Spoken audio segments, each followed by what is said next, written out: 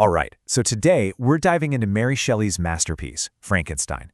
But we're going to look at it from a really fascinating angle, through the eyes of the philosopher Friedrich Nietzsche. You'll see how his ideas give us the perfect toolkit to unlock the novel's deepest themes. We're talking ambition, rejection, and of course, revenge. And this quote, man, it's not just some clever warning. For this story, it's basically the tragic prophecy that hangs over Victor Frankenstein and his creation from the get-go.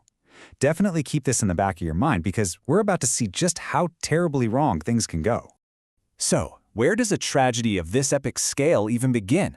Well, if you were to ask Nietzsche, he'd say it all starts with a force he saw at the very heart of all life, a deep, unstoppable drive he called the will to power.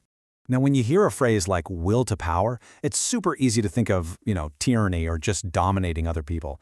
But for Nietzsche, it was way more fundamental than that. Think of it more like the creative spark in an artist, or that relentless drive a scientist has to solve a huge problem.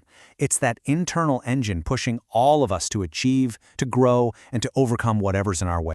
And Victor Frankenstein, he has this drive in spades. I mean, his goal is just absolutely massive. He doesn't just want to make some new discovery. He wants to conquer the ultimate human limitation, death itself. And if you look at it through this Nietzschean lens, that kind of ambition isn't necessarily evil. You could actually say it's the spark of true greatness. But having the spark is one thing. Controlling the fire is something else entirely. So yeah, Victor definitely had godlike ambition, but he fell disastrously short of this ideal that Nietzsche called the Übermensch, or the overman. And this is precisely where his entire world starts to unravel. So what is this Übermensch? Well, it's basically Nietzsche's picture of the ideal human. This is someone who doesn't just have that will to power, they actually harness it. They create their own values, and this is the most important part, they take full, total responsibility for whatever they bring into the world. They own their actions, the good and the bad. And I mean, just look at this contrast. It lays it all out. When you put Victor up against this ideal, his failure becomes painfully clear. An Übermensch creates and nurtures. Victor creates and literally runs away in horror. An Übermensch takes responsibility. Victor refuses to own the consequences of his actions. His goal was never really about creating new life. It was about showing off his own technical genius. And this right here, this gets to the absolute core of the problem. Victor's failure wasn't a lack of intelligence, and it wasn't a lack of ambition. It was what our source material calls a profound ethical cowardice. He just completely lacked the moral backbone to face what he'd done, and it's that cowardice that makes his ambition so hollow. Okay, so Victor's massive failure, it doesn't just happen in a vacuum. It has a direct and frankly horrifying consequence. When he abandons his creation, he crushes its own natural will to power before it even has a chance to breathe. And when a drive that powerful gets crushed, it doesn't just disappear. Oh no, it mutates. This slide just perfectly captures the creature's tragic journey, because he doesn't start out evil, not at all. He's born like a child, curious, kind, and just desperate for some kind of connection. But from the moment he comes to life, he is abandoned and rejected. His will to power, his simple drive to live and connect is just violently stamped out at every single turn, and that transforms him completely. Nietzsche actually had a specific word for this toxic state, ressentiment. You can think of it as a supercharged version of resentment. It's this deep, toxic bitterness that festers in the powerless.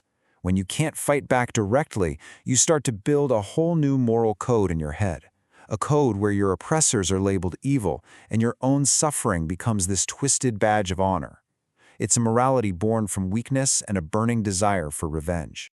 Our source material has this really powerful analogy for this whole process. Imagine the creature's will to power is a huge flowing river, but then Victor and the rest of society build this massive dam of fear and rejection, completely blocking its path. Well, that river's energy doesn't just vanish. It backs up, it stagnates, and the pressure just builds and builds and builds until it finally shatters the dam in a destructive flood of pure vengeful rage. And this is so crucial to understand. The creature's violence isn't just blind rage. It's a calculated, almost philosophical decision. He creates a brand new moral universe for himself, one where the humanity that cast him out is the enemy, and where getting revenge becomes his twisted form of justice. Now, it's really easy to put all the blame squarely on Victor, right? But the thing is, he wasn't acting in a vacuum. The entire society that the creature tried so hard to join was a huge part of the problem. And we can see their failure through another one of Nietzsche's big ideas, the last man. So, the last man is the complete opposite of the Übermensch. For Nietzsche, this was humanity at its absolute worst, its most pathetic. The last man wants one thing and one thing only: comfort, security. No risks, no challenges, no struggle whatsoever. They're small, they're safe, and they are completely, utterly devoid of greatness. And I mean, doesn't that sound exactly like the world in Frankenstein? Every single time the creature reaches out for connection, he's met with fear. The people always choose the comfort of their own prejudice over the hard, painful work of trying to understand something new, something different. And this complacency, it isn't passive, it's an active force that slams the door shut on the creature, sealing his fate for good. And all of this brings us right back to where we started, full circle, to Nietzsche's warning about fighting monsters. We've seen the creator who failed, and the creation that was rejected. So now, let's look at what they both finally became. This is the final, awful tragedy of the story. They get locked into this horrifying death spiral. At this point, they're no longer a scientist in his experiment. They are just these twisted mirror images of each other, defined only by their obsessive mutual hatred. Victor becomes a monster of pure neglect and endless self-pity, obsessed with destroying the very thing he made. And the creature? He becomes a monster of pure vengeance, completely consumed by the bitterness of his rejection. That warning from Nietzsche at the beginning is totally fulfilled. In his fight to conquer death, Victor created a monster. And then, in his obsessive hunt to destroy it, he became one himself.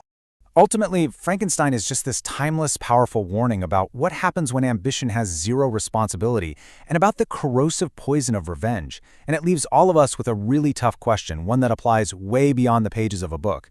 When we face our own monsters, our personal challenges, our greatest fears, how do we make sure we don't become the very thing we're trying to defeat?